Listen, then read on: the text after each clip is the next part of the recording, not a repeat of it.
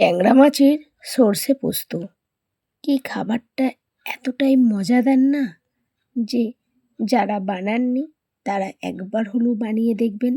আর যারা অলরেডি বানিয়েছেন তারা তো জানেনই কেমন টেস্ট হয়। এই ট্যাংরা মাছটা এমনি সাধারণত কম পাওয়া যায়, কিন্তু এতটাই টেস্ট এই মাছটার, আপনি যেভাবেই রান্না করুন না কেন এর টেস্ট যেন একদম অন্য রকম।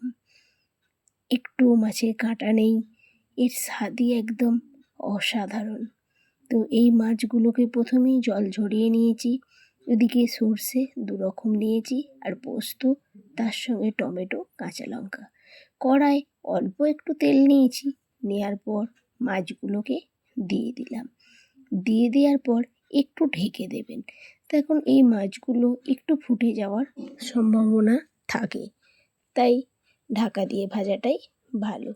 তাই এপিট ওপিট করে সুন্দর করে ভেজে নিলাম। ভেজে নেওয়ার পর একেবারে এই পেস্টটা দিয়ে দিলাম।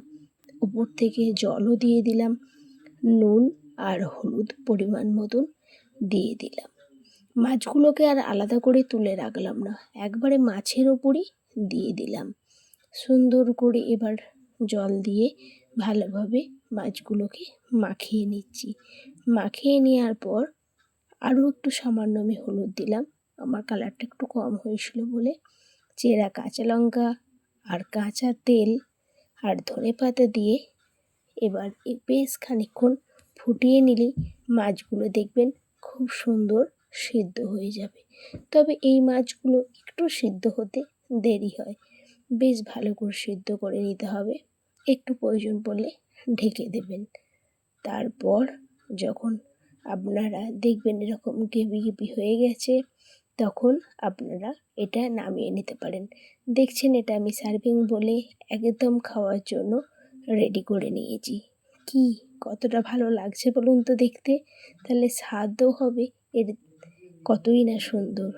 তো এবার আমি একেবারে ভাত সার্ভ করে নিচ্ছি।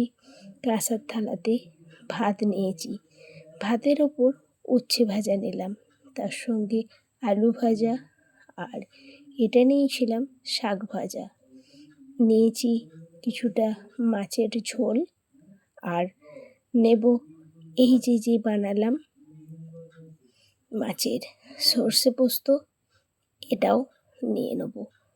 এটা দিয়েই ভাত খাওয়া অলরেডি হয়ে যাবে। তাও কিছু কেমন তরকারি যেটা হয়েছিল সেটা নিয়েছিলাম। একদম মেয়ের খাওয়ারের জন্য থালা একদম রেডি করে ফেলেছি। কে কোথা থেকে দেখছেন অবশ্যই জানাবেন, আর ফেসবুক থেকে হলে একটা অবশ্যই লাইক